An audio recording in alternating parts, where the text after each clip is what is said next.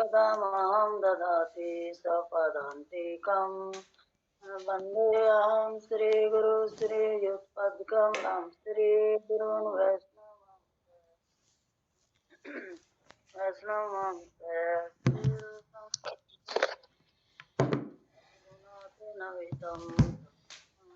सजीवं सदैव तं सावधूतं परितं कीर्तन चैतन्य देवं श्रीराधा कीर्तन पदानि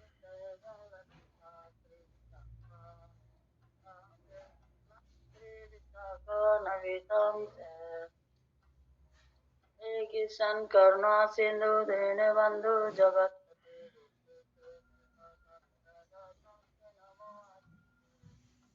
कंचन गौरंगी राधे नमामि हरिप्रिये पंचकल्पतरुभ्ये च कृपा सिन्धुभ्ये नमो नमः श्री कृष्ण चैतन्य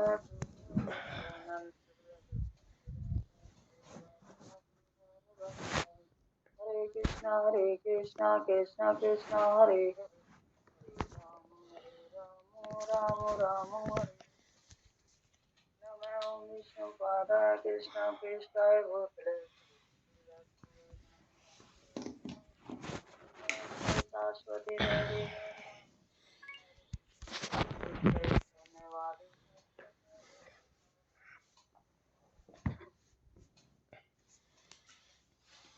ओम नमः भगवते वासुदेवाय। ओम नमः भगवते वासुदेवाय। ओम नमः भगवते वासुदेवाय।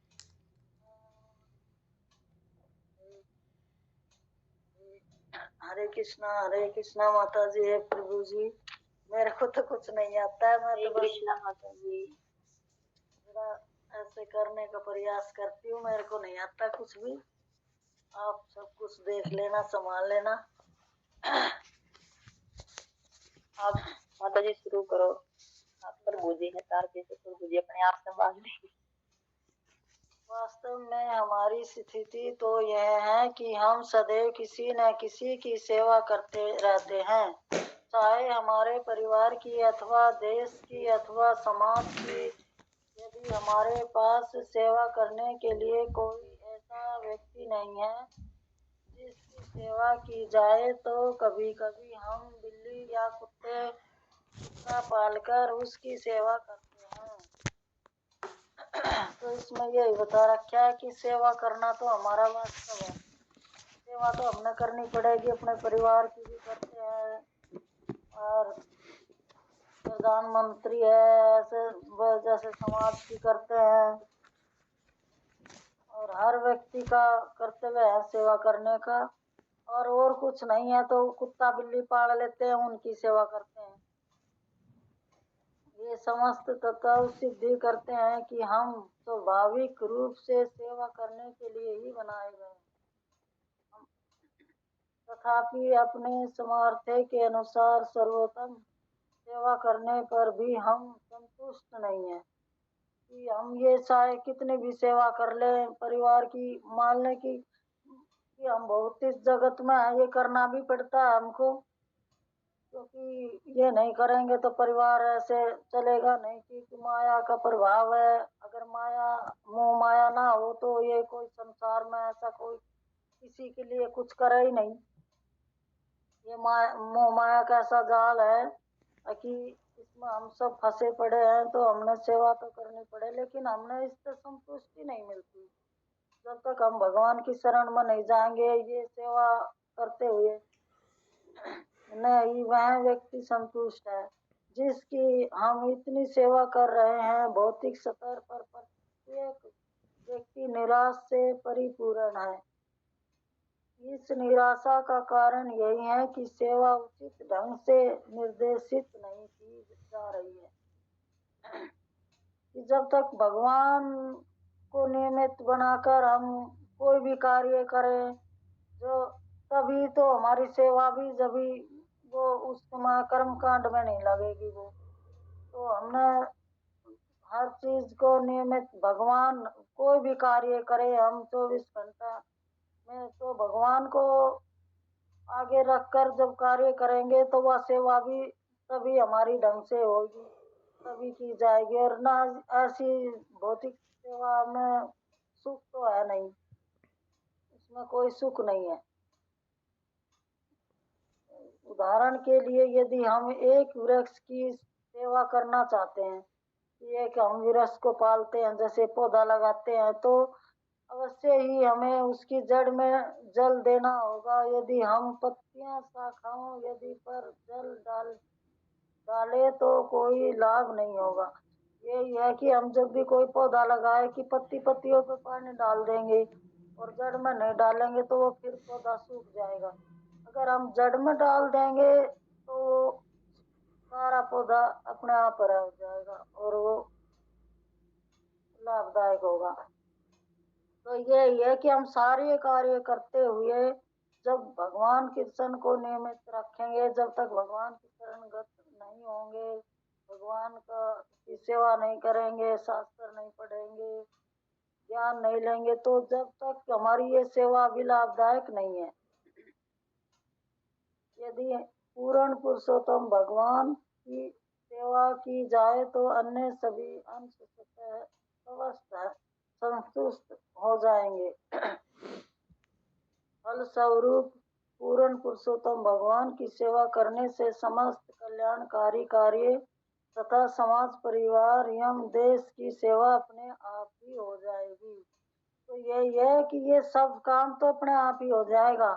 ये सब जब हम भगवान की शरणागत कर लेंगे, भगवान श्री कृष्ण की, पुरुषोत्तम भगवान की सेवा करेंगे, तो अन्य सभी अंश स्वस्थ हो जाएंगे। तो सभी अंश स्वस्थ हो जाएंगे, संतुष्ट हो जाएंगे फलस्वरूप पूर्ण पुरुषोत्तम भगवान की सेवा करने से। तो समस्त कल्याणकारी कार्य सभी पूर्ण हो जाएंगे। तो सारी सेवा, देश की सेवा, और ये अपने आप ही हो जाएंगी जब भगवान के शरणागत हो जाएंगे। और कोई माता जी ऐड करना चाहो तो कर दो। हरे कृष्णा प्रभु जी, हरे कृष्णा माता जी, कुछ ऐड कर दो आप। हरे कृष्णा माता जी। माता जी वैसे तो इसमें शील प्रभुपाद जी ने बहुत ही सिंपल लैंग्वेज में बताया है, तो इसमें मतलब ऐड करने का मुझे तो लग नहीं रहा कुछ है। हाँ, लेकिन इसमें जो लास्ट में जो लाइन लिखी है ना, फलस्वरूप पूर्ण पुरुषोत्तम भगवान की सेवा करने से समस्त कल्याणकारी कार्य तथा समाज, परिवार एवं देश की सेवा अपने आप ही हो जाती है। ये थोड़ा देखना पड़ेगा, इस लाइन का मतलब थोड़ा समझना पड़ेगा कि कैसे हो जाती है। ये मेरा क्वेश्चन है। हरकेश माता जी। हरे कृष्णा प्रभु जी, प्रणाम। प्रभु जी इसमें यही बताया है कि जो कि हमें कृष्ण भावना कृष्ण भावना आंदोलन में जुड़ते हैं और हम मतलब देवी देवताओं की इन सब की पूजा न करके सिर्फ भगवान श्री कृष्ण को ही पूजते हैं, तो सभी देवी देवता वो अपना आप ही प्रसन्न हो जाते हैं। इसका मतलब यही है, अब जो कि हम भगवान श्री कृष्ण को पूजेंगे तो ये सब सारे देवी देवता अपने आप संतुष्ट हो जाएंगे। इनकी पूजा न करके हम भगवान श्री पुरुषोत्तम भगवान को ही पूजेंगे, तो सेवा करेंगे इसकी ही। तो इसमें यही आ गया इसमें कि हमें मतलब भगवान को पूजेंगे तो मतलब ये कल्याणकारी जो समाज है, परिवार है, ये देश की सेवा, ये मतलब अपना आप ही हो जाएगी। माता जी क्वेश्चन तो वही है ना, कैसे? कैसे? तो भगवान, हम भगवान के इसमें जुड़ेंगे तो कार्य में, तो ये अपना आप ही हो जाएगी सेवा। तो जो हम मतलब भौतिक संसार की ये कोई भी चीज नहीं करेंगे, तो हम भगवान की ही सेवा करेंगे। तो उसमें भगवान संतुष्ट हो। भगवान कहते हैं ना, तो सभी मेरा अंश है, तो हम देवी देवता की ना पूजा करके तो हम भगवान की पूजा करेंगे, तो भगवान उसमें खुश होकर भगवान मतलब सबको संतुष्ट कर देते हैं। जो देवी देवता है उनको भी कि ये सब भगवान के ही अंश है, ये भी उनके भगवान के ही पार्षद है, उनके ही कहे अनुसार कार्य कर रहे हैं। महाराज जी, इसमें ना सेवा दो बातें आती हैं। पहली तो ये कि अगर हम भगवान की सेवा कर रहे हैं तो सबकी सेवा अपने आप हो जाए। इसके दो हैं। एक, या तो हम पूरी तरह से सन्यासी उसमें चले जाएं, या दो, हम भगवान की भक्ति करते रहें लेकिन परिवार में रहें। अगर हम सन्यासी में चले गए, चलो ठीक है, तो जो हमारे परिवार गण हैं या जो समाज है वो ये सोच लेगा कि ठीक है भैया, ये तो भक्ति में चला गया। लेकिन अगर हम परिवार में हैं और भगवान को पूरी तरीके से ही सेंटर में रखे हुए हैं और सिर्फ भगवान का ही कर रहे हैं, तो फिर परिवार वाले तो मेरे को तो नहीं लगता वो छोड़ेंगे। परिवार वाले की भी सेवा हम ऐसे करेंगे ना कि ये भगवान के उसके अंदर भी भगवान का ही अंश है, कि ये भगवान का ही परिवार समझ के उसकी सेवा करेंगे हम। फिर तो माता जी जैसे दूसरी प्रभु बात जी, होगी फिर तो। नहीं प्रभु जी, जैसे भगवान है, ये कहते हैं ना अर्जुन को भी कि तुम अपना जो है अपने परिवार की और सबकी सेवा करो, लेकिन निमित्त माध्यम, मतलब हम जो कर्म करेंगे वो भगवान को अर्पित करके करते हैं। कोई भी काम जैसे करते हैं, अब जैसे हम परिवार में हैं, तो उनका भी करते हैं, लेकिन उनसे आसक्त नहीं होकर और सिर्फ भगवान की ही करने का मतलब ये नहीं कि हम अपने वो जो करते हैं उनको करेंगे, लेकिन सिर्फ निमित्त हम भगवान को, उनका जो कर्मों का फल है वो भगवान को देंगे। माता जी मैं अच्छा बुरा कार्य जैसे भी करे हैं भगवान के समर्पित होकर जो भी कुछ भगवान को करते अर्पित हैं उसको करके ही भगवान, करे, तो मतलब उसमें हमारा कर्म नहीं बनेगा। उसमें हमने परिवार की सेवा करी तो हमारा कर्म बढ़ गया, तो हमें दोबारा जन्म लेना पड़ेगा। माता जी यहाँ जो भगवान लाइन लिखी है ना प्रभुपाद जी ने, वो लिखा है कि पूर्ण पुरुषोत्तम भगवान की सेवा करने से समस्त कल्याणकारी कार्य, ये तो समझ में आ गया, तथा समाज, परिवार एवं देश की सेवा अपने आप ही हो जाती है। इसका क्या अर्थ है? हम इसमें ये तो नहीं लिखा निमित्त में जो प्रभुपाद जी प्रभु ने जी कि हर जैसे, किसी में भगवान है तो आप उनकी सेवा नहीं करें। नहीं नहीं प्रभु जी, लेकिन यहाँ तो यहाँ लिखा है कि जैसे हम भगवान की सेवा, परम पुरुषोत्तम भगवान की। अगर हम भगवान की सेवा करते हैं तो भगवान जैसे ये भी बोलते हैं ना कि हम, मैं तुम्हारे समस्त पापों को ले लूंगा। जब भगवान समस्त पाप ले लेते हैं तो हम जैसे, अब जब इससे भगवान की सेवा करते हैं तो बोलते हैं ना कि एक राजा अगर भाई तो भगवान का भक्त होता है तो जो उसकी प्रजा खुश होती है। जो भगवान जो देवी देवता जैसे कि जो ये आपातकालीन स्थिति आती है, जैसे युद्ध की स्थिति या कोई देवी प्रकृति के जो हमें आपदा मिलती है, या जैसे भी कोरोना हुआ था, तो ये सब चीजें हैं वो फिर भगवान नहीं देखते। जैसे बोलते हैं ना कि एक राजा जब अच्छा होता है, तो ऐसे ही होगा पर मुझे कुछ भी भाई, जैसे हम भगवान की सेवा करेंगे तो भगवान हमें वो सब है वो नहीं करने देंगे। तो उसके जैसे बोलते हैं ना, भगवान मैं तुम्हारा सब कुछ, वो श्लोक था वो मेरे को मिला नहीं, मैं देख रही थी, तो ऐसा ही कुछ होगा फिर मुझे। यही है फिर बुझी, जैसे हमें भोग लगाते हैं तो अन्न में भी तो पाप है। भगवान कहते हैं अन्न में भी पाप है, तो हम भगवान को भोग लगाते हैं तो भगवान वे सब पाप खत्म कर देते हैं और उसको एक अच्छा प्रसाद बना के हमें प्रदान करते हैं। माता जी और इसमें फिर बुझी आपको हमारे तो यही समझ में आवे, और फिर बुझी से पूछ लेना नहीं मारे, फिर बुझी से आप इस लाइन को लेकिन अंतर मेरे को कर है ले। ना सीमा माता जी की बात से थोड़ा ठीक लग रहा है। जैसे माता जी बोल रही है ना कि हमने भगवान की सेवा की, तो जैसे गीता में लिखा है कि अपने भक्तों के मैं सारे की प्रोटेक्शन करता हूँ, उनकी रक्षा करता हूँ। तो इसी तरीके से कुछ है ना अनविजिबल चीज़ होती हैं, जैसे कि घर में बीमारी का आना या कुछ ऐसी चीज़ें आना जो हमें दिखती नहीं है, लेकिन भगवान उनसे हमारी प्रोटेक्शन करते हैं। तो कहीं ना कहीं ये बहुत बड़ी सेवा हो जाती है परिवार के लिए। यही है। और अगर हम भगवान को सेंटर में रखेंगे या भगवान की सेवा करेंगे तो ऑटोमेटिकली हम अपने आप ही ग्रो करते चले जाएंगे और वो फिर समाज की भी सेवा हो जाएगी उससे। ठीक है माता जी, थैंक यू सो मच। हम जैसे कर रहे हैं भक्ति में जुड़े हैं, तो हम आप भक्ति कर रहे हैं तो जैसे फिर बुझी करते हैं तो मुझे उसका कुछ भक्ति का अंश मिलता है ना, मुझे भी पर वो होता है फिर बुझी का। और जैसे मैं कर रही हूँ तो माँ अपने माँ का वो जाता है अपने परिवार बच्चों के लिए, उसको उनको मिलता है अपने बट के बोलते हुए, मेरे को तो मालूम नहीं ऐसा। कहते हैं ना आधा हिस्सा उसको मिल जाता है, कुछ भाग जो भक्ति का जो माँ करती है तो बच्चों को मिलता है, पति करता है तो औरत को मिलता है।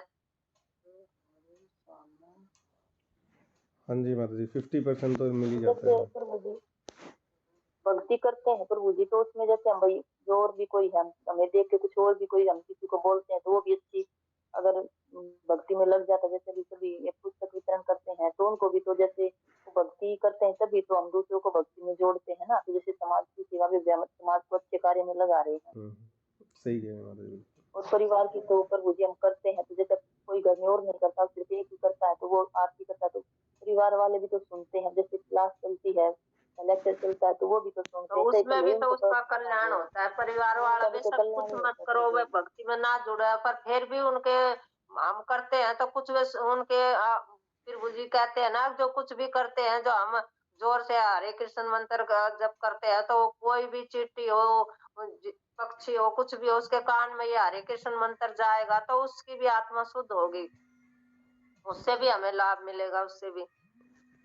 हाँ जी माता जी, थैंक यू सो मच, अभी क्लियर हो गए। हरे कृष्ण। प्रभु जी धन्यवाद प्रभु जी।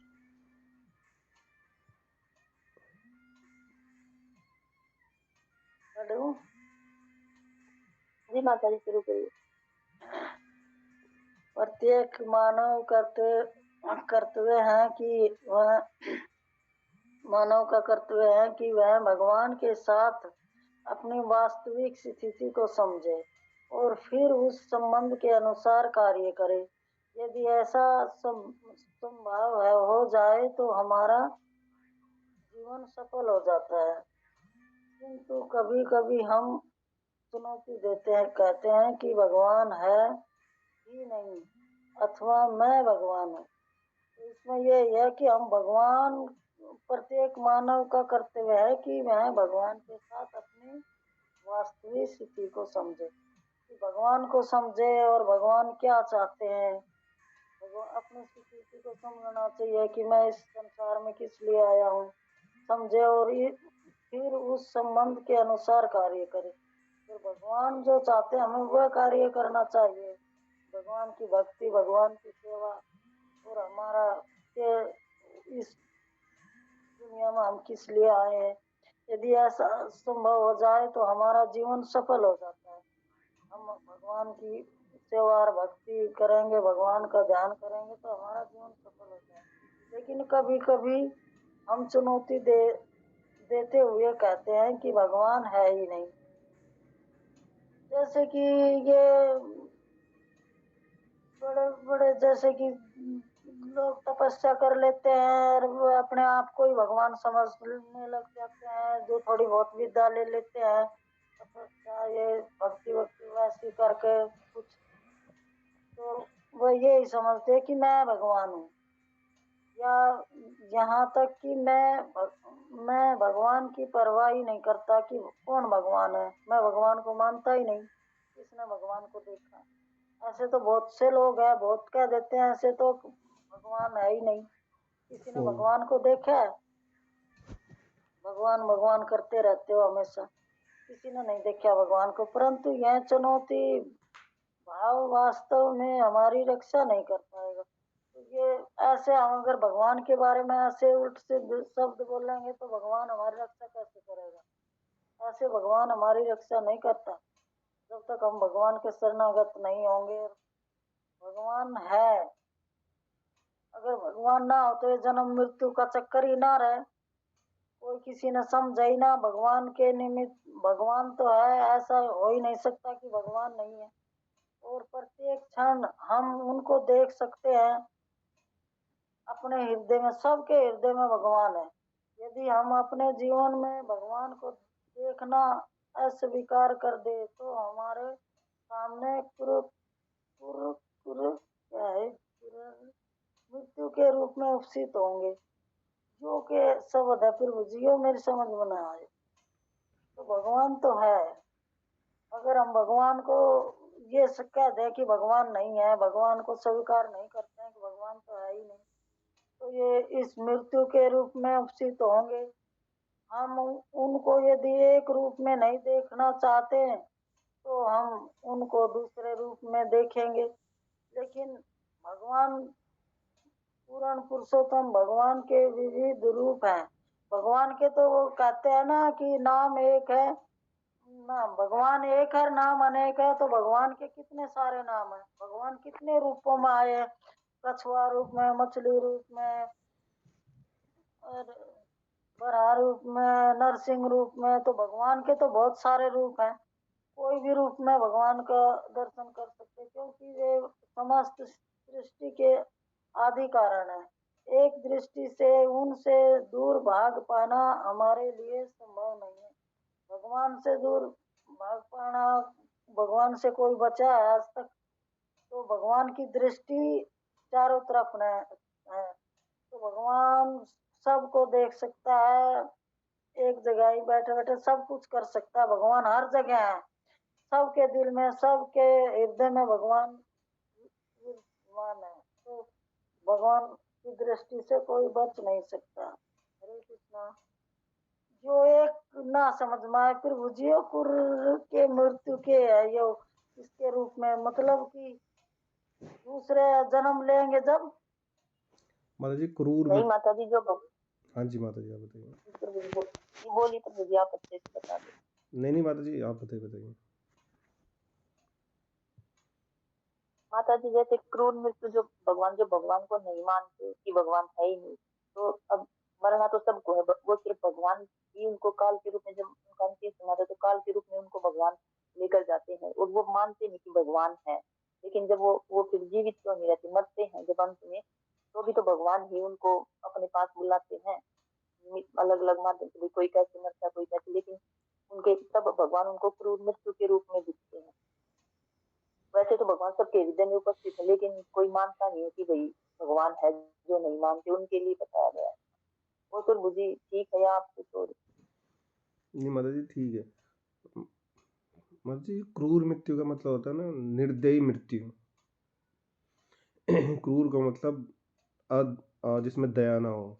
तो वो क्रूर मृत्यु कब होती है? जब हम भगवान को नहीं मानेंगे। अब हम भगवान को नहीं मानेंगे तो हम नास्तिक तरह के हो जाएंगे कि जो होता है इसी संसार में मज़े कर लो, वरना भगवान पूछेंगे कि तुमने क्या किया, तुमने ये खाया, तुमने ये पिया। तो ये जो ऐसी भ्रमित काइंड की जो स्थिति है ना, उस समय जब वो अपनी मृत्यु की शैया पर होंगे, तब उनको कौन दिखाई देंगे?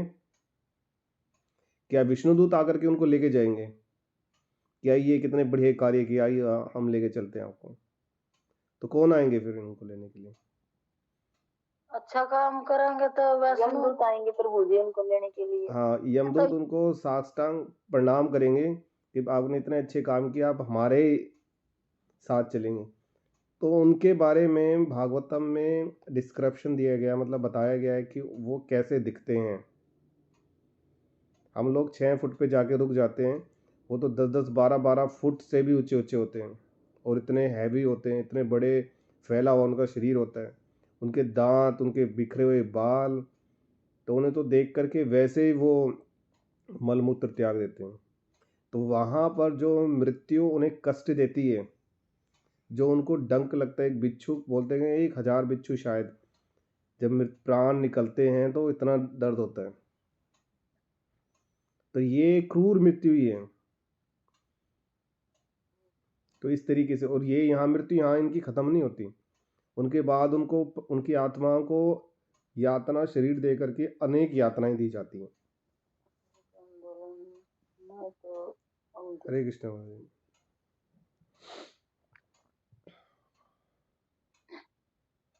यह कृष्ण भावना अमृत आंदोलन न तो अंध धार्मिक उन्माद है और न ही कुछ आधुनिक कृतियों का विरोध है, अपितु परम भोक्ता अद्वैत पूर्ण पुरुषोत्तम भगवान से संबंधित हमारी शाश्वत आवश्यकता की पूर्ति करने का एक प्रामाणिक एवं वैज्ञानिक मार्ग है।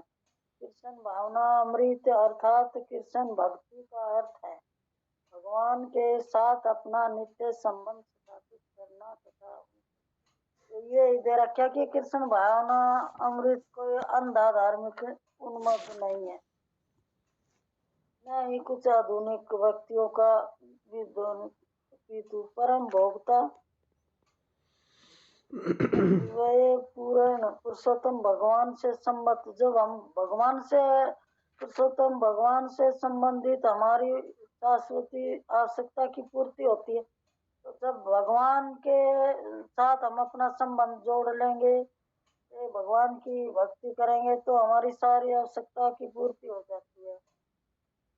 और एक प्रमाणिक यंग विज्ञान मार्ग है ये हमारे लिए, हमारा जीवन को सुधारने के लिए मार्ग है, ये हमारे को सही रास्ता दिखाने के लिए मार्ग है। जब हम कृष्ण भावना अमृत में जुड़ जाएंगे तो भगवान कृष्ण की भक्ति का अर्थ है भगवान के साथ अपना नित्य संबंध स्थापित करना। तो जब भगवान की भक्ति करेंगे कृष्ण भगवान की, जब तो भगवान से हम अपना संबंध जोड़ पाएंगे, जब भगवान के धाम जा पाएंगे, गोलोक धाम। भगवान की भक्ति करके, भगवान के शास्त्र पढ़ के, स्मरण करके तभी ये कर पाएंगे हम। और प्रति अपने कर्तव्य का पालन करना। इस प्रकार कृष्ण भावनामृत में हमें वर्तमान मनुष्य जीवन की सर्वोच्च सिद्धि को प्राप्त कर लेने में समर्थ बनाता है। सारी सिद्धियां प्राप्त कर लेंगे क्या पालन करना। इस प्रकार कृष्ण भावनामृत हमें वर्तमान दिखाता है और मनुष्य जीवन को सर्वोच्च सिद्धि को प्राप्त कर लेने में समर्थ होता बनाता है। हमें सदैव स्मरण रखना चाहिए कि आत्मा के द्वारा लाखों वर्ष तक देहांतर के चक्कर में घूमने के पश्चात यह विशेष मानव शरीर हमें प्राप्त होता है। कि कहते हैं ना कि 84 लाख योनि भुगतनी पड़ती है जब हमने ये शरीर मिलता है, ये मनुष्य शरीर मिलता है हमने, ये मानव शरीर। जब हमने ये प्राप्त होता है, हम क्या क्या बनकर आते हैं, जब बहुत भाग्यशाली हो जाते हैं जो कि ये मनुष्य शरीर मिलता है, प्राप्त होता है। और पशु जैसे निम्न जीवन की तुलना में इस विशेष जीवन में आर्थिक प्रसन्न सहजता से हल हो जाता है। कि जैसे मनुष्य तो कुछ कर नहीं सकते, बार तो हम जीवन न भगवान ने मारते ये मनुष्य जीवन दिया है, इतनी लाखों दुनिया भुगत कर 84 लाख, तो हमने अपना ये शरीर पाकर आत्मा के लेवल पर हमने अपना शरीर भगवान का ध्यान लगाना चाहिए। जो कि ये शरीर हमें बार बार नहीं मिलता, ये बहुत मुश्किल से मिलता है। तो पशुओं के नियमन की तुलना में इस पशुओं की तरह हमने अपना ये जीवन नहीं बिताना, खाना सोना और बस और रहना। तो हो जाते सुअर, कुत्ते, ऊंट और गधों इत्यादि, मतलब काम तो ये भी करते हैं, ऊंट भी काम करवाते हैं हम जैसे हम तो करवाते हैं। इंसान वो तो इंसानों ने जहाँ ले जाएंगे वहीं जाएंगे। जो कार्य जैसे बोझ ढोते हैं, ऊंट का भी गाड़ी चलाते हैं और ये सब करते हैं, तो ये मनुष्य के ही हाथ में है, जहाँ वह उन्हें ले जाएंगे वहीं जाएंगे बस।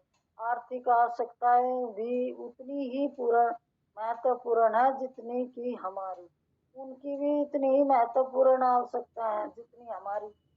परंतु जहाँ इन पशुओं तथा अन्य प्राणियों के आर्थिक प्रश्न प्राचीन अवस्थाओं में ही हल हो जाते हैं, कि वह दूसरी ओर प्रकृति के नियमों के द्वारा मनुष्य को एक सुविधाजनक जीव व्यतीत करने की सभी सुविधा दी जाती है। कि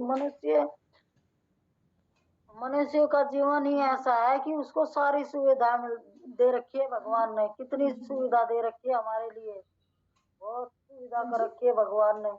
और फिर भी हम अगर भगवान की भक्ति नहीं करेंगे, भगवान का नाम नहीं लेंगे, इस भौतिक संसार में जैसे कुत्ते बिल्ली वाला ही कार्य, ये जैसे ऊंट बोझा ढोता है, गधा ढोता है, हम यही बोझ ढोते रहेंगे सारी जिंदगी, यही कार्य करते रहेंगे तो फिर मनुष्य जीवन लेने के का हमारा कोई भी उद्देश्य नहीं है। को क्या कर पाएंगे फिर हम? कुछ नहीं। भगवान के पास जाकर हम क्या बताएंगे कि हमने मनुष्य जीवन मिला है तो हमने क्या किया? मनुष्य के लिए ही सारी सुविधा, इतनी सुविधा दे रखी है। हम सोच सकते हैं, हमारे पास बुद्धि है, हम अपनी बुद्धि से सारे कार्य कर सकते हैं, भगवान की सेवा कर सकते हैं, भोग लगा सकते हैं, भगवान को प्रसन्न कर सकते हैं। तो एक मनुष्य ही जीवन ऐसा है जो सब कुछ कर सकता है। उसके भगवान ने सारी सुविधा दे रखी है, फिर भी अगर वो भगवान की भक्ति नहीं करता, भौतिक संसार में ही अपना जीवन बिता देता है ऐसे ही मेरी तेरी करके, तो फिर उसका कल्याण कभी ना हो सकता। हरे कृष्णा। हरे कृष्णा माता जी। प्रभु जी का एक क्वेश्चन है। हाँ जी प्रभु जी बोलिए। हरे कृष्णा माता जी। अभी हमारे मोदी जी ने एक ट्रेन लॉन्च की है, वंदे भारत। उस ट्रेन का क्या है माता जी, वो राजधानी एक्सप्रेस से भी ज़्यादा तेज़ चलती है, वो रुकती नहीं है। हर स्टेशन, उनके कुछ ही स्टेशन होते हैं, इतनी फास्ट जाती है। तो बस मेरा एक है ना, इधर है, जैसे आपने इससे पहले वाला पैराग्राफ पढ़ा है, उसमें ये लिखा हुआ है, यह कृष्णा भावनामृत आंदोलन न तो अंध धार्मिक उन्माद है और न ही कुछ आधुनिक व्यक्तियों का विद्रोह, अपितु परम भोक्ता अद्वय पूर्ण पुरुषोत्तम भगवान से संबंधित हमारी शाश्वत आवश्यकता की पूर्ति करने का एक प्रमाणिक एवं वैज्ञानिक मार्ग है। तो माता जी, ये इससे क्या पता चल रहा है, आप इसको थोड़ा बताएंगे? ये फिर विजय कृष्ण भावना अमृत ये जैसे नो दे रखा कि अंधा धार्मिक नहीं है, ताकि ये कोई ऐसी वैसी वो भक्ति नहीं है।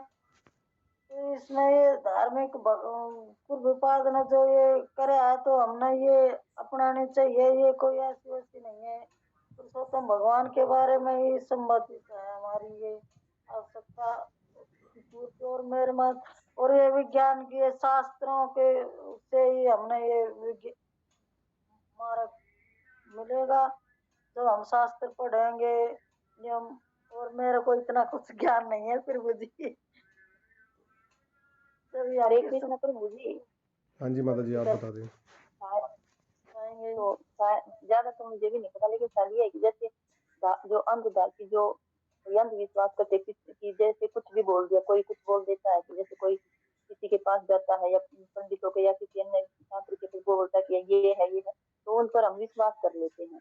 लेकिन जो कृष्ण भावनामृत आंदोलन है, ये ऐसा नहीं है। जो प्रभुपाद ने इसको वैज्ञानिक रूप में प्रस्तुत किया है, और जो कुछ ना कि ऐसा है कि जो आधुनिक कोई जो कुछ नेता या कुछ अन्य जो है कुछ एक साथ इकट्ठे होकर जो विद्रोह कर देते हैं, तो ये ऐसा भी नहीं कि प्रभुपाद भाई जो अन्य जैसे धर्म है उनकी उनकी उसका जो परम भोक्ता है उनके ही संबंध में जो पूर्ण पुरुषोत्तम भगवान है, उनको ही हम जो है जो शाश्वत है, वो जो हमारी आवश्यकताओं की पूर्ति करते हैं, उनको जो प्रमाणिक वैज्ञानिक मार्ग है। तो जो ये प्रभुपाद ने कृष्ण भावना आंदोलन किया है, मैं तो ये जैसे भाई कोई ऐसा कि वो हमें अंधविश्वास भी बना रहे हो कि भाई हम आंख में तो उनकी बातों पर यकीन करें, वो जो प्रभुपाद ने दिया है वो सब जो है शास्त्रों के आधार पर हमें समझाया है। और ये एक वैज्ञानिक है, जैसे साइंटिस्ट कुछ भी करते हैं तो वो बताते हैं कि ये सब करने, तो वही जो प्रभुपाद ने बताया है वो शास्त्रों के आधार पर हमें बताया और वो प्रामाणिक है। और ऐसा भी नहीं कि प्रभुपाद भी किसी अन्य का जो है विद्रोह कर रहे हो। वो तो सिर्फ भगवान श्री कृष्ण के ही संबंध में जो है भगवान श्री कृष्ण है वो शाश्वत है कि भगवान ही श्री कृष्ण ही है जो सबसे भाई भगवान ही जो पूर्ण है। तो हमें सिर्फ उन्हीं के बारे में उन्होंने बताया कि भगवान ही पूर्ण है और हमें उनकी ही सेवा करनी है। तो वो जी मेरे को तो इतना कुछ समझ नहीं आया। हरकृष्ण माता जी, आप कुछ बताएंगे? फिर वो जी मन नहीं इतना ध्यान था। यही बताया इसमें माता जी बता रही है कि जो कि कृष्ण भावना का ये आंदोलन है, इसको मतलब इसमें जुड़ते हैं तो इसमें और भी ऐसे ऐसे संस्था है जो इसका विरोध करती है कृष्ण भावना का। ये तो क्या हमारा क्या है इसमें, परम परम भोक्ता तो कृष्ण भगवान ही है, पुति परम भोक्ता कृष्ण भगवान ही है। अरे दैत्य पूर्ण पुरुषोत्तम भगवान से हमारा संबंध है, हमारा शाश्वत संबंध है, वे हमारे पिता है, हम उसके अंश है। हमारा शाश्वत संबंध है भगवान श्री कृष्ण से।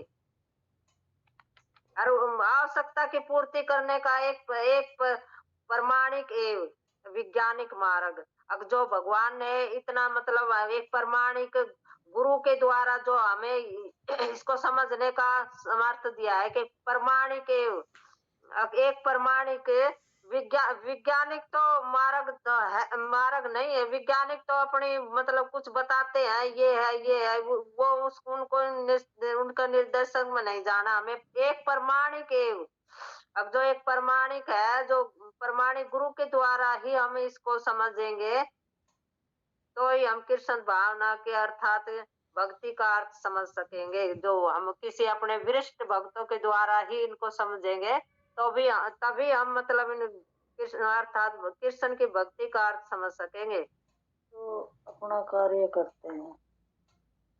जो भगवान के साथ के तो द्वारा हमारा ही नित्य हमें ही संबंध है, शाश्वत संबंध है हमारा भगवान के साथ। भगवान हमारे पिता है, हम उसके अंश है। और हमारा कर्तव्य बनता है अब भगवान की सेवा करना, पालन करना, कर्तव्य का पालन करना। इससे कृष्ण भावना अमृत हमें वर्तमान मनुष्य जीवन की सर्वोच्च सिद्धि को प्राप्त करने में समर्थ बनाता है।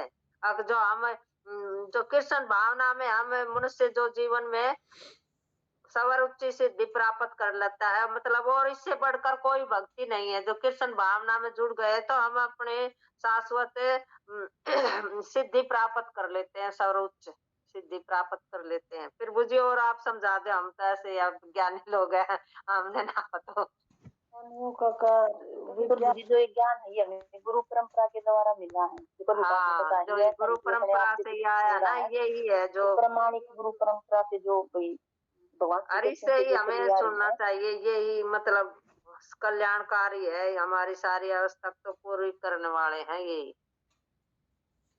फिर मुझे आप बताओ ना कुछ, आप पढ़े लिखे, आप तो अच्छे समझते हैं। हमारे तो पूछे को पहले अपना आप सारा सब कुछ पता है फिर भी नहीं माता जी, मैं तो इसलिए मैंने रोका। माता जी है ना वंदे भारत की स्पीड से भागे जा रही थी, तो मैंने सोचा थोड़ा रोकता हूँ और इस पे डिस्कशन होना चाहिए था। ये जो लाइन है ना, इस पे तो डिस्कशन होना चाहिए था। तो यहाँ जो बता रहे हैं प्रभुपाद जी कि अंध धार्मिक उन्माद है। अंध धार्मिक उन्माद क्या है? हम ज़्यादातर जो पुस्तकें पढ़ते हैं, धार्मिक पुस्तकें पढ़ते हैं, उसमें ना इंस्ट्रक्शन है। इंस्ट्रक्शंस का मतलब क्या हो गया कि आप ऐसा करो, आप ऐसा करो, आप ऐसा करो, आप ऐसा करो, ठीक है। तो लेकिन हमारी गीता के अंदर, या अगर हम भागवतम की भी बात करें तो उसके अंदर भी जो वक्ता है, उस वक्ता से भी क्वेश्चन किए गए हैं। भगवान श्री कृष्ण अर्जुन को पूरा फ्रीडम देते हैं। एक बार मैं एक लेक्चर सुन रहा था, वो लेक्चर था हिज होलीनेस स्वयं केशव महाराज जी का। तो उनसे ये पूछा गया कि आपने मतलब गीता को क्यों इतना ज़्यादा वो किया, आप क्यों ये गीता की इतनी बातें करते हैं। तो उन्होंने उनको आंसर दिया कि गीता में है ना, भगवान जिनको हम सर्वोच्च मानते हैं वो भगवान, कि अगर कोई किसी सर्वोच्च पोजीशन पे पहुंच जाए तो किसी की हिम्मत नहीं कि उससे कोई क्वेश्चन कर ले, और अगर वो क्वेश्चन करेगा भी तो डरते डरते करेगा। वो सर्वोच्च भगवान इतनी बड़ी पोजीशन पे होते हुए भी उनसे उनका भक्त अपने मन के हर क्वेश्चन कर रहा है। और वो क्यों भगवान इसकी इजाज़त दे रहे हैं कि वो जो भी कार्य करे वो फिर मन से करे, क्योंकि अगर उसके मन में, उसके हृदय में कोई संशय है तो वो उस कार्य को उतने निपुण रूप से नहीं कर पाएगा। और उसके बावजूद अब भगवान अर्जुन के सारे संशय को हटा देते हैं, तो भी भगवान उसको इस चीज़ की स्वतंत्रता देते हैं कि देखो अर्जुन, मैंने तो तुम्हें जो बताना था ना वो मैंने बता दिया है, अब मर्जी आपकी है। यहाँ पर भी भगवान अपने भक्त की मर्जी को ही प्राथमिकता दे रहे हैं। उन्होंने ये बता दिया कि ये लोग गलत हैं और यहाँ पर ये सही है। अब देखो तुम्हें डिसाइड करना है कि तुम्हें किस साइड जाना है। जब भगवान भी इतने स्वतंत्रता दे रहे हैं तो सोचो तो उस स्वतंत्रता के धर्म को अपना करके हमारी आत्मा कितनी स्वतंत्र और प्रफुल्लित होगी।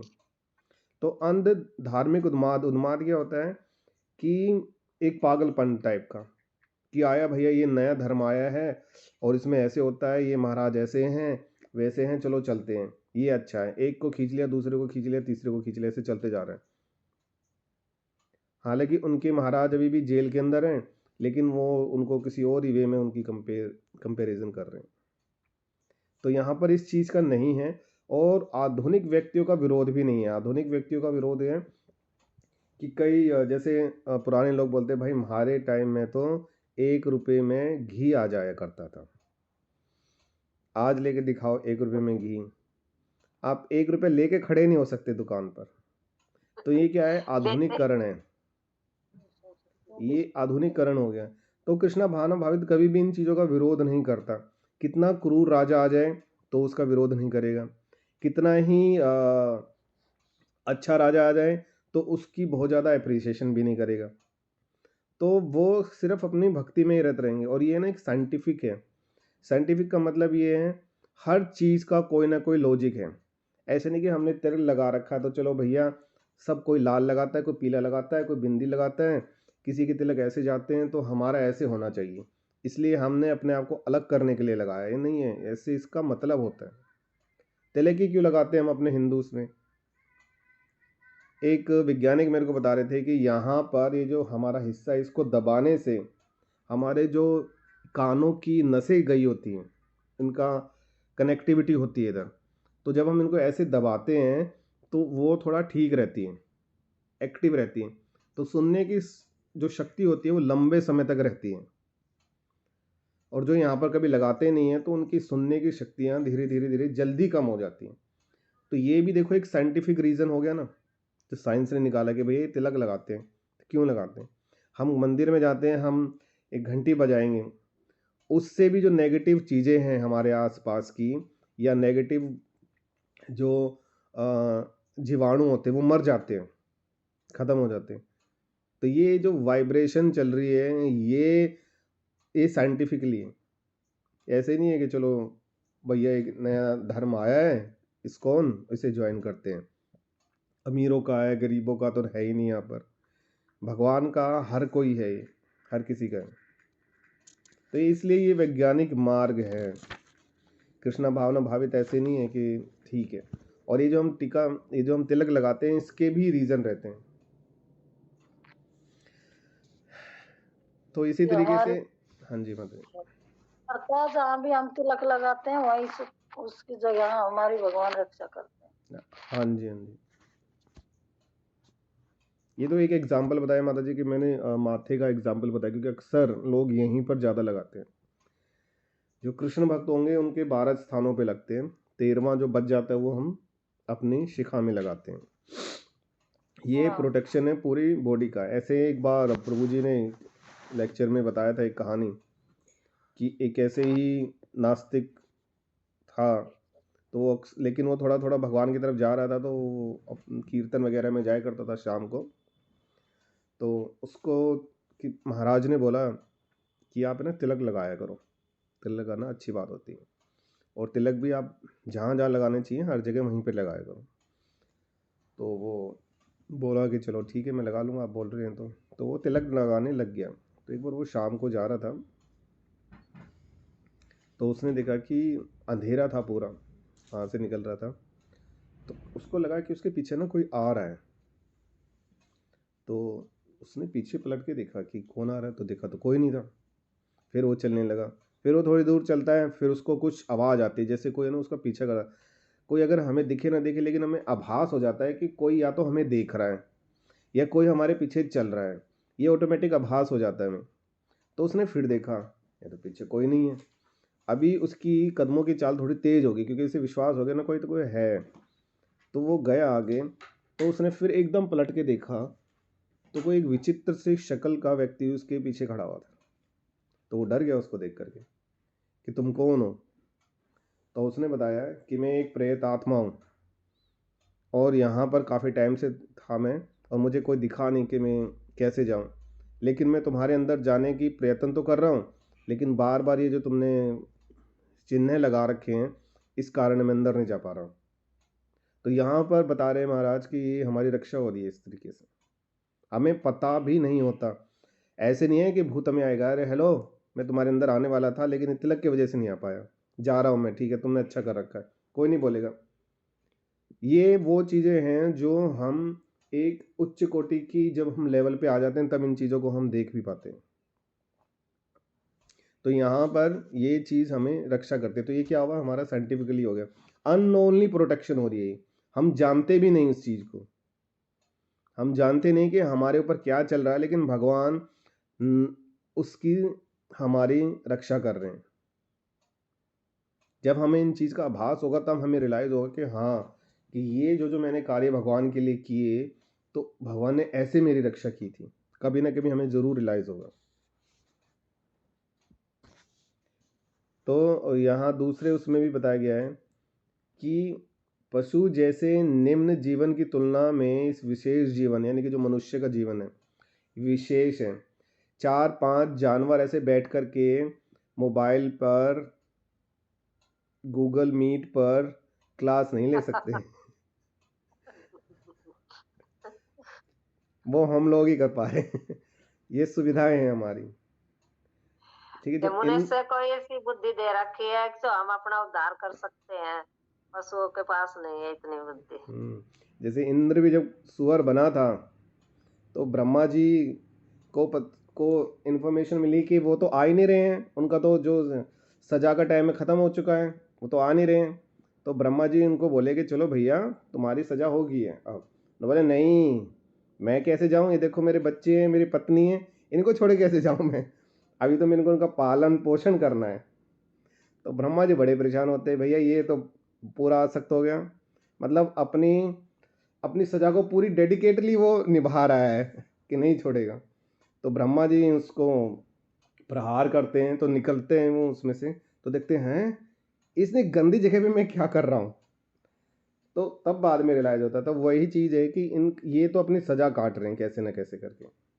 लेकिन कई बार इनके ऊपर भी जो वैष्णव हैं उनकी कृपा होती है। और कृपा कैसी होती है, जैसे माता कृष्णा माता जी ने बताया कि जब हम हरे कृष्णा महामंत्र बोलते हैं तो इनके कानों में भी जाता है, और ये जब सुनते हैं तो इनकी आत्मा को बहुत आनंद मिलता है और उनका उद्धार होता है। तो ये चीज़ें बस माता जी इतना ही मेरे को इसमें बोलना था। टाइम भी हो गया। टाइम हो गया माता जी। धन्यवाद बहुत बहुत आपका।